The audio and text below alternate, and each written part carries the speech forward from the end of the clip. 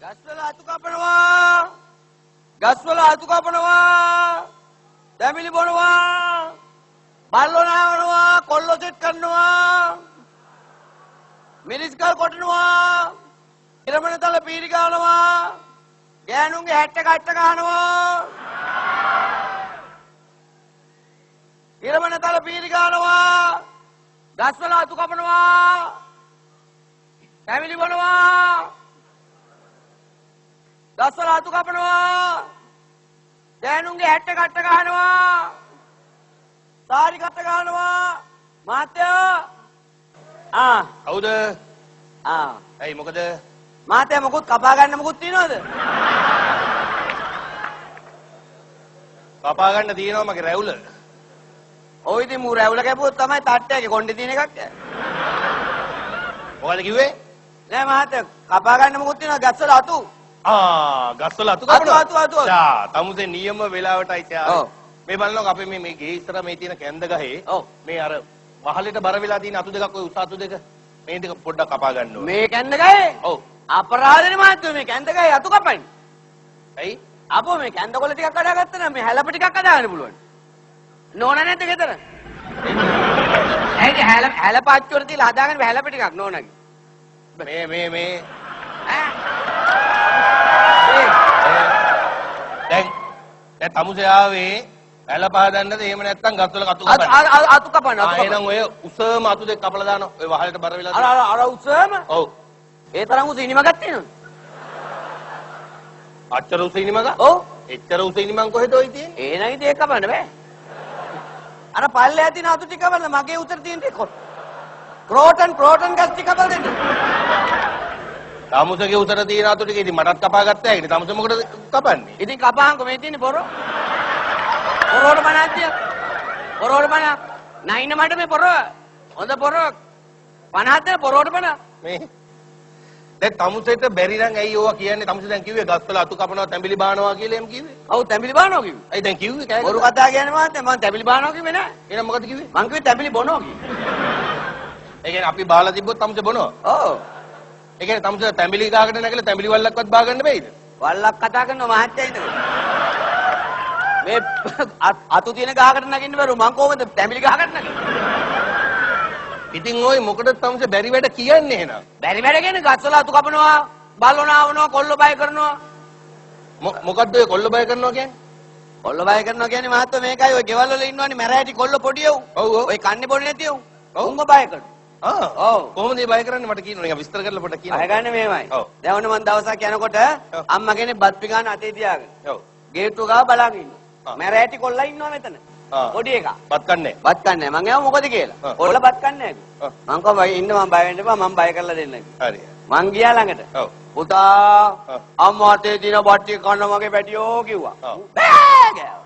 එහෙම තමයි මැරෑටි කොල්ලෝ. දත්තපොරෝ. දත්තපොරෝ. කොල්ලෝ තෝ අම්මා අතේ දින බට්ටිය කනවද නැත්නම් තෝගේ බත් ටික මං කන්නද කියලා ඇහුවා. ගාලා පැනපු ගමන් බත් ටික. තමුසේ කයි කියලා බය වෙනා කොල්ලා. කොල්ලා බය වුණා. හොඳයි ඒක හොඳයි. ආයෙ දවසක්. ඔව්. අම්මා කෙනෙක් මේ කිරි බොන දරුවෙක් අතේ තියාගෙන ඉන්නවා ගේට්ටුව ගාව. මං ඇහුවා මොකද කියලා. ඔව්. බබා අම්මා කුක්කු බොන්නේ නැහැ කිව්වා. මං කව බය වෙන්න එපා මං බය කරලා දෙන්නම්. හරි.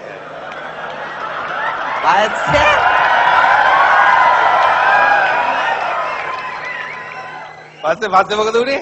පස්සේ මම බබා ගාවට ගිහිල්ලා කිව්වා බබා අම්මා කුක්කු බොන්න පටියෝ කියලා. මූ ගෑවා. ගත්ත පොරෝ. අරන්.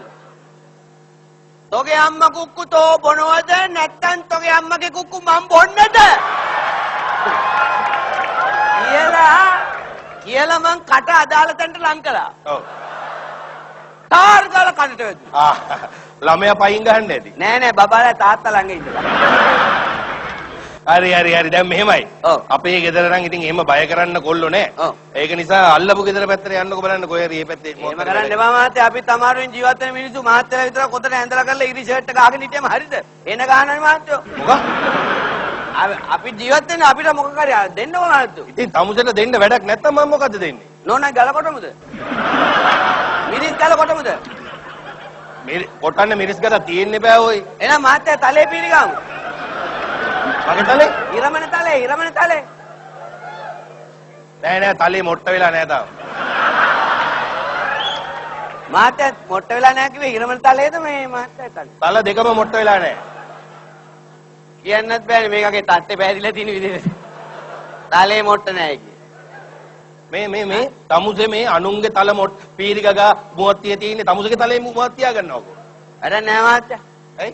මං කැමති නෑ අනුන්ගේ පොල් ගන්න.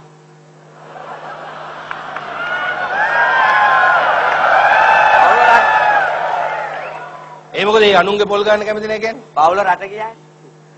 පවුල රට ගියා. ඔව්. ඒ කියන්නේ යවුවද කේ? රට යවුවා නාස්තිය වැඩි. නාස්තිය ගෙදර ඉන්නකොට නාස්තියමයි. අමුදට කිව්වා මොකද අපේ ගෙදරත් ওই ටිකමනේ. ඇත්තද? ගෑනු ගෑනුම අයියෝ. අපි මොනතරම් මාන්සියලාද කීයක් කරේ හොයාගන්නේ. මේ ගෑනු කිසි මාන්සියක් නැතුව හරි ලේසියට ඒව කාබාසිනිය කළා දාන්න. මේ ළඟදී තමුසට කියන්නේ අපේ පවුලට මම රුපියල් 2000ක් දුන්නා. මේ පොලට ගිහිල්ලා සතියකට ඇති වෙන්නේ එළවලු බඩු ටික ගේන්න කියලා. මෙන්න මේ ගෑනේ හිස් සතින් ගෙදර එනවා. බඩු නැහැ. ඔව් මං අහුව මොකද කියලා. ගෑණි කියනවා සල්ලි නැති වුණා. මං අහුව මොනවා වෙලාද සල්ලි නැති වුනේ? බස් එකේ පොකට් ගැහුවා. අපේ ගෑණි පොකට් එකක් තිබ්බට පොඩි සල්ලි විතරයි පොකට් එකේ දාගන්නේ. දාන්නේ. ලොකු සල්ලි සේරම දාගන්නේ මෙහි. බැංකුවේ. බැංකුවේ. ඔව්. බැංකුවේ කිව්වේ? මේ තංගල බැංකුවේ. නෑ 78. ඔව් හරි. ඔව් බැංකුවේ. තංගල බැංකුවේ කියන්නේ. බ්‍රාන්ච් එකේ ඔව්. හරි. අපේ පවුලත් එහෙම තමයි. එහෙමද? ඔව්. පස්සේ මම අපේ ගෑණිකෙන් ඇහුවා ඔව්. යකෝ 78ට අත දාලා සල්ලි ගන්න කම්බට තේරුන්නේ නැද්ද කියලා. ඉතින් මෙන්න මේකේ කට රෝල් කරලා උල් කරලා කියනවා කවුද දන්නේ සල්ලි ගන්න අත දැම්මයි කියලා.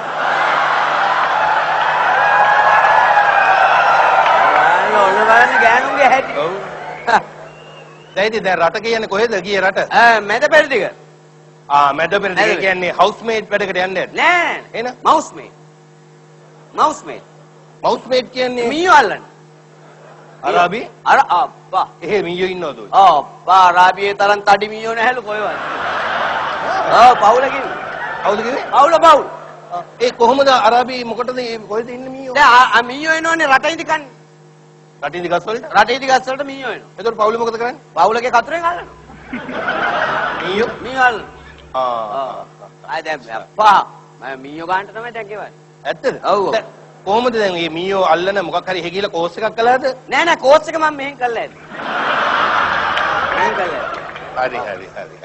දැන් එන සෑහෙන පඩි ගන්න කම්බෙනවද? දැන් ගෙවන්නේ 8 ගන්න. 8 ගන්න කිව්වේ මීයන්ගේ 8 ගන්නද? නෑ